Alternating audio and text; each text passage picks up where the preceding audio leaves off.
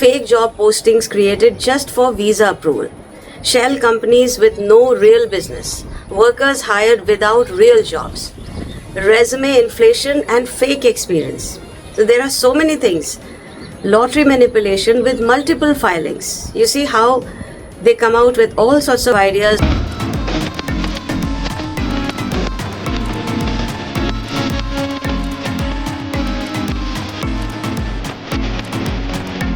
Is the system being abused so badly that it needs a reset? Investigators called it a system that turned visas into a commodity market. If the spouse is also from a highly specialized field, they get the indirect employer advantage. Employers get already US-based talent where there's no sponsorship cost. One of the biggest corporate cases. US government said Infosys used wrong visa category B1 instead of H1B work classification.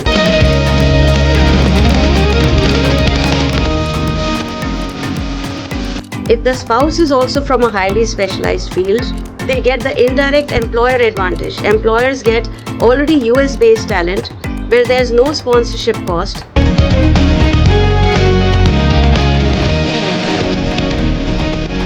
So a worker with no capital investment may eventually gain permanent residency, while investor who is carrying a financial risk gets no long-term security. Isn't this very frustrating? Somebody who is giving jobs to Americans, somebody who is investing, no path to green card. Job-based visa gets stability, investor visa doesn't, even though it's creating jobs directly. Infosys brought in workers under misleading documentation. They avoided proper H1B rules to cut costs and increase flexibility. The result was 34 million settlement with US authorities. Is this about protecting jobs or reacting to fraud and the political pressure? With remote work, there's less visibility on who is actually doing the job. It's harder to verify. They might be doing multiple jobs, subcontracting work informally. So companies may use L1 as an alternative pathway to bypass the stricter H1B rules. Do you think H1B should be strictly temporary and highly selective? H4 EAD expands job competition beyond the original intent. Investor visas like E2 are treated unfairly compared to H1B. Remote work creates monitoring and fairness challenges. Let me tell you, most people don't realize the H1B visa program is not just a talent pipeline. It's also one of the most investigated immigration systems in America. America also benefits because it gets skilled labor, lower hiring gaps, global innovation. India also benefits from this. Remittances, billions of dollars, global exposure, strong tech reputation. So this system actually benefits both the countries. Hello, namaste, welcome back to Pardesi Pulse. Imagine waking up tomorrow and suddenly the door to the American dream is paused. Not slowed, not just restricted, but completely stopped for 3 years. Some of you might have heard about this. This sounds extreme, right? Well, this is exactly what some policymakers are actually talking about right now. And if it happens, the people it'll hit the hardest are Indians. H1B is not just a visa. It's like a lifeline. There are discussions, proposals, and pressure building around a temporary pause or major crackdown on H1B. These are based on current policy discussions, reform proposals, and public statements. Not all are confirmed law yet, but they are talking about it, and it could happen. Some voices are pushing for a full pause until fraud audits are completed. Real skills. Crackdown on fake degrees and experience. Priority should be given to American workers first. If talent exists in the US, companies may be forced to hit locally. Ban on consultancy chains hiring. Those layered subcontracting models are the big target. Heavy penalties for fraud employers. Blacklisting. Limiting multiple lottery entries, one person, one entry, to stop system gaming. Higher salary requirements. Only true, highly skilled, high-paid roles. More site inspections, more audits, surprise visits to check the real work. That's what they have been doing for past few weeks also. Preference for US educated graduates. International students from US universities should get the priority. The real question is, why is all this happening right now? It's all because of the frauds that triggered this. Let's not ignore the truth. There have been real scams, and yes, many, actually most of them, linked to Indian networks. Fake degrees, fake resumes, paying to get the H-1B jobs, workers being benched without pay, fake job offers just to enter the US, and recently duplicate lottery entries also exploded. More than 780,000 applications for just 85,000 visas. Officials have warned about counterfeit degrees, fake documentation networks. This video is not against Indians. In fact, Indians are the backbone of H-1B. Most of the H-1Bs go to Indians. But when scams grow, they don't just affect scammers, they affect the entire community. Majority of H-1B visas go to Indians. If a pause happens, it's not just visas, it's the dreams getting delayed. Should America do this? Yes, if they want to reduce fraud. And yes, if they want to protect the local workers. But the question is, can America replace this talent overnight? Do they have enough engineers, IT professionals, and doctors? If you remove these suddenly, companies may struggle. Costs may increase. A pause might happen, or maybe just stricter rules. Nothing is confirmed yet, but one thing is clear. The system is changing. Scrutiny is rising, and the easy path is disappearing. What do you think? Should H-1Bs be paused for 3 years, or will that hurt America more than it'll help? The H-1B visa program is not just a talent pipeline, it's also one of the most investigated immigration systems in America. And in the last few years, federal agencies have uncovered fraud worth millions. Is the system being abused so badly that it needs a reset? Fake job postings created just for visa approval. Shell companies with no real business. Workers hired without real jobs. Resume inflation and fake experience. So there are so many things.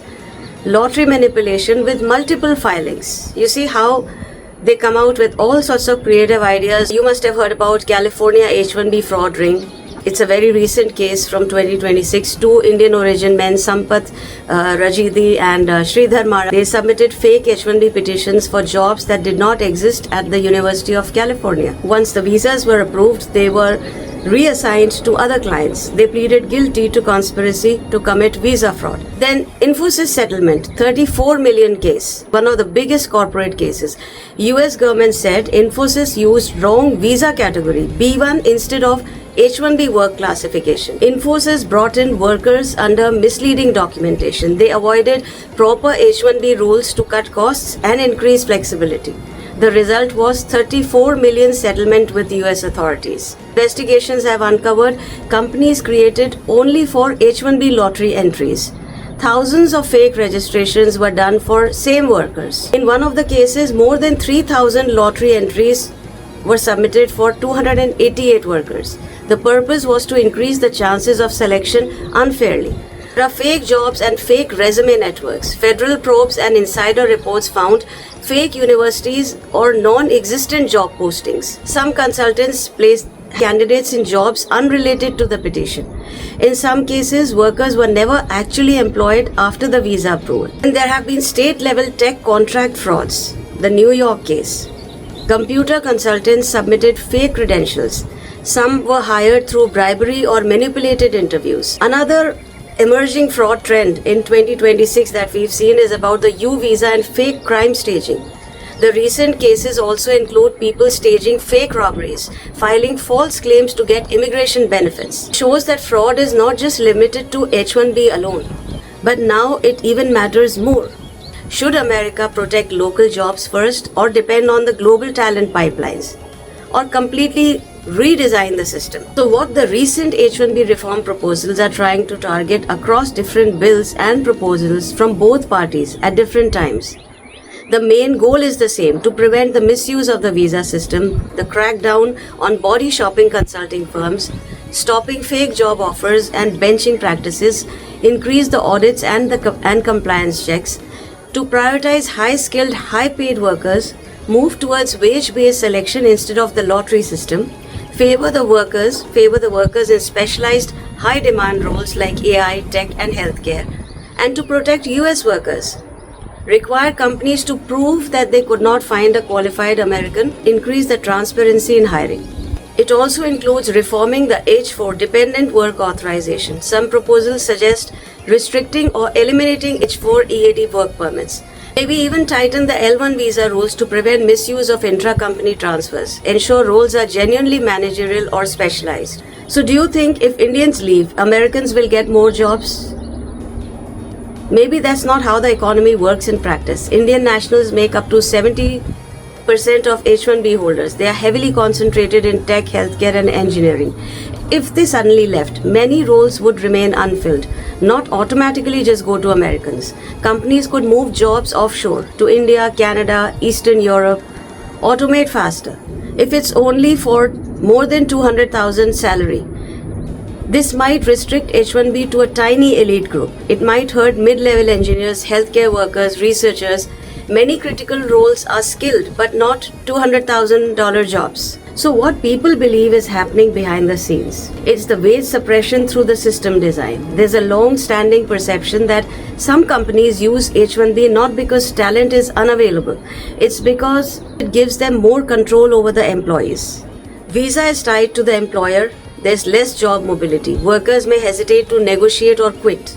There's preference for compliant workforce over expensive local hires. And then consulting and outsourcing pipelines. A major concern people raise is that large consulting firms file thousands of applications. Workers are placed at third-party client sites. Sometimes roles are interchangeable rather than highly specialized. What the critics suspect here? It turns into a volume business model, not a talent selection. Lottery system may favor scale over merit. Before the reforms tightened rules, there were concerns like some candidates being entered multiple times through different entities, increasing odds artificially. So Americans think the system is not purely merit-based. It can be strategically navigated. H-4 EAD concerns are also there. Dual income competition. Some argue that only one H-1B effectively becomes two working professionals. In competitive job markets, this increases supply. It adds pressure in the white-collar jobs. There are also remote work loophole fears. With remote work, there's less visibility on who is actually doing the job. It's harder to verify. They might be doing multiple jobs, subcontracting work informally. There are also L-1 visa loophole concerns. L-1 doesn't have a cap like H-1B. There is less wage scrutiny in some cases. So companies may use L-1 as an alternative pathway to bypass the stricter H-1B rules. What do you think will happen if H-1B is shortened only for a year, 12 to 18 months? It's intended for temporary skill use only. No long-term dependency. Companies may rotate workers frequently. Move entire teams offshore instead. If H-4 work permits are removed, it may be for reducing the job competition. But what would be the possible reality? Families may decline relocation. There's only more than 200,000 salary to qualify. Mid-tier but essential roles will go unfilled. Smaller companies will shut down maybe completely. If remote work is banned for H-1B, the intention is to reduce fraud and maybe they are doing multiple jobs. If there's no green card pathway, the intention is to prevent long-term migration. But then US will become a short-term stop, not a destination. Talent pipeline will weaken over time. The whole debate sits between two competing realities. The people who are concerned, they want to protect American jobs. They want to stop the fraud and loopholes. They want to prevent the system exploitation. They want to ensure fairness. But if you look at the economic side, businesses need global talent. Innovation depends on skilled immigrants. Over-restriction can push jobs out, not protect them. We've heard many concerns about the H-4 EAD, the spouse work permits. One H-1B approval can effectively become two working professionals. Critics argue this increases supply in IT, in finance, admin and remote roles, and they can basically work in any job. They can take any job role. So it takes away more jobs from Americans. Jobs that might go to entry-level or mid-level Americans face more competition than expected. It gives them entry into the regular non-specialized jobs also. H-4 EAD holders are not restricted to highly specialized roles. So here what critics highlight is that they can take office and admin roles, analyst roles, remote support jobs. These are roles where Americans are available. Also, the remote work amplifies access. H4 EAD holders often benefit from work from home roles, nationwide job access. So they compete across multiple states without relocating. There's increased pressure on remote job markets. They get the indirect employer advantage. If the spouse is also from a highly specialized field, they get the indirect employer advantage. Employers get already US based talent where there's no sponsorship cost, and it makes them an attractive hiring pool over entry level domestic workers needing training. It's also important to highlight, why does H1B get a path to the green card but E2 investors don't? This is a real structural difference in US immigration policy. The E2 visa is an investor visa. It requires personal investment in a US business. You must actively run the business, but there is no direct path to a green card. The risk is the investor can put in large capital. The investor can employ Americans. The investor has to employ Americans, still has no permanence guarantee. Whereas H1B visa is employer sponsored. Dual intent is allowed. It's temporary, but it leads to a green card. So a worker with no capital investment may eventually gain permanent residency, while investor who is carrying a financial risk gets no long-term security. Isn't this very frustrating? Somebody who is giving jobs to Americans, somebody who is investing, no path to green card.